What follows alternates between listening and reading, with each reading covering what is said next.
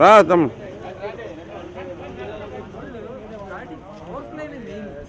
ఫోటోలు తీసి తమ్ముడు, ఫోటోలు తీసి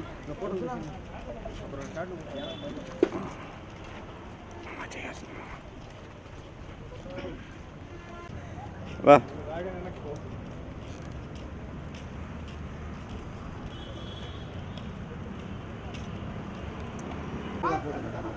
ఫోటోలు చూపించు. వచ్చిన పని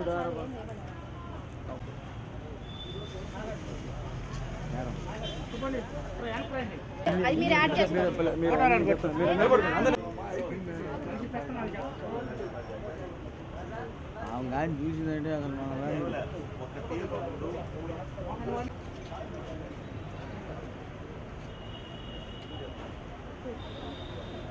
అన్నమాట.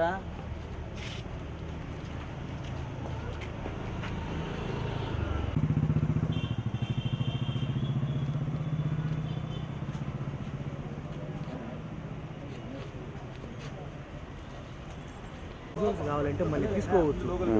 నేను ముందు వాయిస్ తీసుకుందా.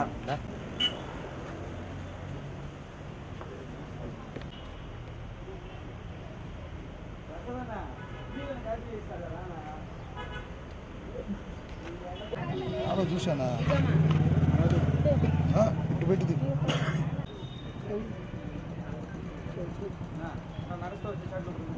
ఉండు తమ్ముడు, నడిచి వచ్చాడు.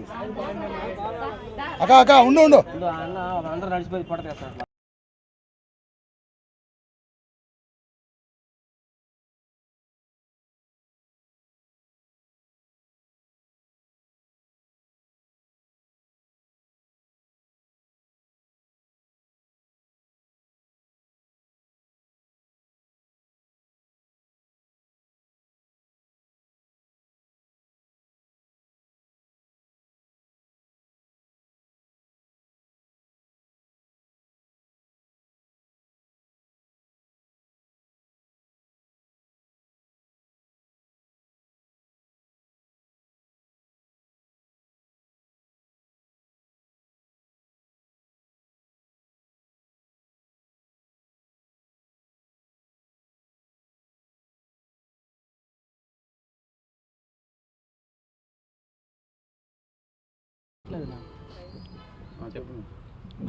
నా పేరు ప్రసాద్, మాది మధుతుపాలెం, అమ్మాయి ఇందుకూరుపేట, శ్రావ్య అమ్మాయి పేరు.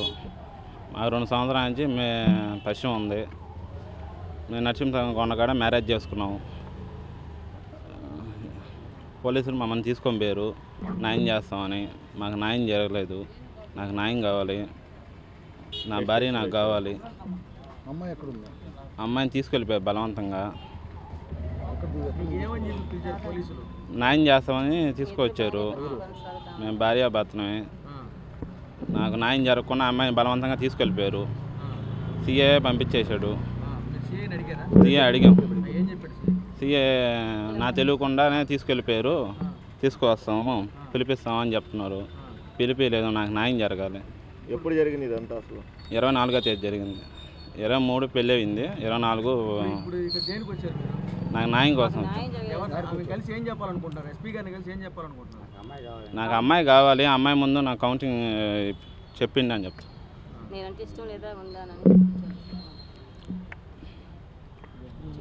సార్ మాది ముదివర్తిపాలెం. మా అబ్బాయి వచ్చి అల్లుడు ప్రసాదు. అబ్బాయి ఒక అమ్మాయిని, ఇందుకూరుపేట అమ్మాయిని, శ్రావ్య అనే అమ్మాయిని ప్రేమించున్నాడు. 2 ఇయర్స్ నుంచి మామూలుగా వాళ్ళిద్దరికి లవ్ ఉందంట. అది మాకు ఇంట్లో చెప్పలేదు. మా ఇంట్లో చెప్పకుండానే అమ్మాయికి అబ్బాయికి ఇంట్లో ఉందని వాళ్ళ ఇంట్లో పేరెంట్స్కి తెలిసిందంట. తెలిసిన తర్వాత ఆ అమ్మాయిని ఇంట్లో ప్రెజర్ చేశారంట. ప్రెజర్ చేసిన తర్వాత అమ్మాయి ఏంటి మన ఆత్మకూరు బస్ స్టాండ్కి వచ్చి అబ్బాయికి ఫోన్ చేసి రమ్మన్నదంట. అటు అబ్బాయి వెళ్ళాడంట. ఏందనంటే అప్పుడు నుండి అమ్మాయి నన్ను పెళ్లి చేసుకోలేదంటే నేను చచ్చిపోతాను, ఇంట్లో నాకు ఒత్తిడి జరుగుతుందని చెప్పి అమ్మాయి ప్రెజర్ పెట్టిన తర్వాత అబ్బాయి తీసుకెళ్ళి నరసింహ కొండ మీద పెళ్లి చేసుకున్నాడు సార్. పెళ్లి చేసుకున్న తర్వాత 23వ తేదీ పెళ్ళి అయితే 24వ తేదీ వేదాయపాలెం స్టేషన్కి తీసుకొచ్చి కౌన్సిలింగ్ అన్న పేరుతో తీసుకొచ్చి అక్కడికి కౌన్సిలింగ్ ఇప్పకుండా ఏమి ఇప్పకుండా అమ్మాయి పేరెంట్స్ని పిలవనంపించి అమ్మాయిని పంపించేశారు సార్. సిఐ గారిని మేము అడిగాం, సార్ కౌన్సిలింగ్ లేకుండా ఏం లేకుండా అమ్మాయిని ఎలా పంపిస్తారని మేము అడిగితే మాకు తెలియకుండానే తీసుకెళ్లారమ్మా, పేరెంట్స్తో మాట్లాడతారన్న తర్వాత అమ్మాయిని పంపించాము, నాకు తెలియకుండానే తీసుకెళ్ళిపోయారు. మేము పిలవనంపిస్తామని 24వ తేదీ సాయంత్రం 7:30 నుంచి 8:30 లోపల జరిగింది ఇది. మేము 10 గంటల దాకా కూర్చున్నాం నైట్ పిలవనంపిస్తామన్న తర్వాత. మళ్ళీ 10 గంటలప్పుడు పోయి మళ్ళీ అడిగితే సిఐ గారిని ఫోన్లు స్విచ్ ఆఫ్లో ఉన్నాయని చెప్పారు సార్. ఫోన్లు స్విచ్ ఆఫ్లో ఉన్నాయని చెప్పిన తర్వాత సరే సార్ రేపు పొద్దున రాండి, పొద్దున పిలవనంపిస్తామని చెప్పారు. 24వ తేదీ నుంచి నిన్న 5వ తేదీ దాకా వేదాయపాలెం స్టేషన్లో సిఐ కాడికి తిరగతానే ఉన్నాము. పిలవనంపిస్తామని. ఈ రోజుకి వాళ్ళు పిలవనంపించలేదు. అక్కడ మాకు న్యాయం జరగలేదని డిఎస్పీ మేడం కాడికి వెళ్ళాం. డిఎస్పీ మేడం కాడికి వెళ్ళిన తర్వాత ఆ మేడం ఉండి ఒక రోజంతా రాలేదు ఆఫీస్ దగ్గరికి. తెల్లారి మేము ఫోన్ చేసి మేడం అని మీరు రాలని జరిగిందని చెప్తే వేదాయపాలెం స్టేషన్కి వెళ్ళండి, నేను ఫోన్ చేసి చెప్తాను, అక్కడ మీకు న్యాయం జరగద్దని చెప్పి పంపించింది. అక్కడికి వెళ్ళిన తర్వాత సిఐ గారు మమ్మల్ని అదే సంథింగ్గా మాట్లాడాడు. ఇదేమన్నా బెడ్రూమా లేకపోతే ఇదేమన్నా శోభనం కదా, అమ్మాయిని అబ్బాయిని ఒక దగ్గర పెట్టి మాట్లాడించడానికి చేయడానికి దీని వెనక పెద్ద వాళ్ళు ఉన్నారు, మీరు చాలరు, దీనికి ఎంపీలు వాళ్ళని వీళ్ళని పేర్లు వాడుతున్నారు, పెద్దవాళ్ళు ఉన్నప్పుడు మీరు ఏం చేయలేరు, అమ్మాయిని తీసుకెళ్ళిపోయారు కదా గమ్ముగా వదిలేయని చెప్పి తను మమ్మల్ని ఇలాగే అడుగుతూ ఉన్నాడు. కానీ మేము అడిగేది ఒకే ఒక మాట, అమ్మాయిని పిలవనంపించి ఒక్క కౌన్సిలింగ్ నేను నా ఇష్టపూర్వకంగానే మా అమ్మలతో నేను వెళ్ళానన్న ఒక మాట కానీ చెప్పిస్తే మేము ఇక్కడికి డ్రాప్ అయిపోతాం. ఆ అమ్మాయిని మామూలుగా బలవంతంగా తీసుకెళ్లారు కాబట్టి అమ్మాయిని తీసుకొచ్చి అబ్బాయిని అమ్మిని పెట్టి ఇద్దరిని కౌన్సిలింగ్ తీసుకొని నా ఇష్టపూర్వకంగా నేను మా ఆయనతో వెళ్తానని అంటాదో, లేదు మా పేరెంట్స్తో నేను వెళ్తాదంటదో, ఈ ఒక్క చిన్న మాట కోసం మేము స్టేషన్ చుట్టూ తిరుగుతున్నాం. ఇది మాకు న్యాయం జరగట్లేదు, జరగాలని మేము కోరుకుంటున్నాం. ఎస్పీ మేడం కాడికి వచ్చినాం.